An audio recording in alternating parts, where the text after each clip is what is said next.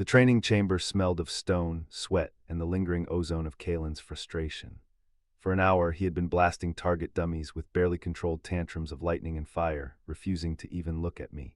I was fine with that. I worked through my own drills with a weighted sword, the familiar burn in my muscles, a comforting reality against the simmering rage radiating from across the room.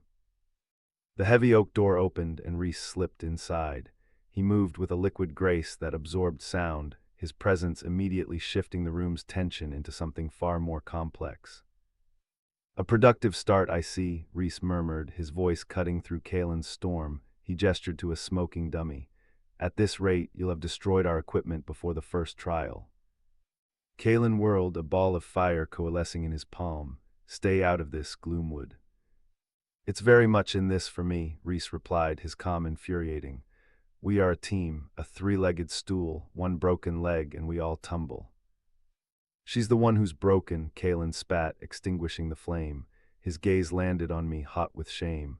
"Her strategy is the magic of a gutter thief, will be a laughingstock. What are you going to do in the labyrinth? Sneak up on a golem and punch it?" His words stung with truth. My grip tightened on my sword. My strategy worked. "Against an opponent who never expected you to fight like a brute," he shot back. "Perhaps," Reese's smooth voice cut in, "we should find out." He made a subtle gesture, and shadows in the corners of the room coalesced into three featureless, humanoid constructs. A simple exercise, disable them together. Kalen scoffed, a chain of lightning leaped from his hand, dissolving one construct which immediately began to reform. "They are tethered to my will," Reese explained. "Brute force is temporary. You must sever their animating threads." Kalen tried again with a beam of heat, his frustration mounting with the same result. "Let me try," I said, stepping forward. Kalen shot me a look of disbelief, but stepped back. I focused on one construct, sensing the thin strand of Reese's magic flowing into it. I cast my veil of silence not on the creature, but on the thread itself. The connection choked, and the construct melted into a harmless puddle. Stunned silence, Kalen stared, his jaw tight. He had been using a cannon, while I had used a scalpel. "Impressive," Reese murmured, a note of genuine respect in his voice. "Now imagine her silencing an enemy caster while you unleash your storm, unopposed." The logic was undeniable. For the first time, Kalen saw me as more than an anomaly. He saw a weapon. Reese dissolved the remaining constructs.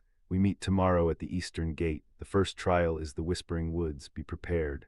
He left as silently as he arrived. I was alone again with Kalen. The air thrummed with unspoken things. I could feel his gaze on me, calculating.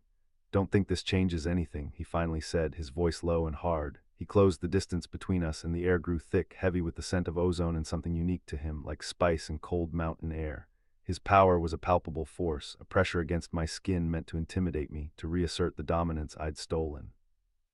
His brilliant blue eyes bored into mine, and my heart hammered against my ribs, a treacherous, unwilling response. I refused to look away. As I held his intense gaze, a flicker of movement in the high rafters snagged my attention. It wasn't a reflection, it was a rune, an activation rune, flaring to life. "Get down," I yelled, shoving him hard. The contact was a shock of solid muscle and heat. There was no time for strategy, only instinct as the world exploded in a storm of splintered wood and concussive force. Want to keep the flame ignited without having to wait for the next part? You can find the full, tantalizing tale on our main page. See the link in the description.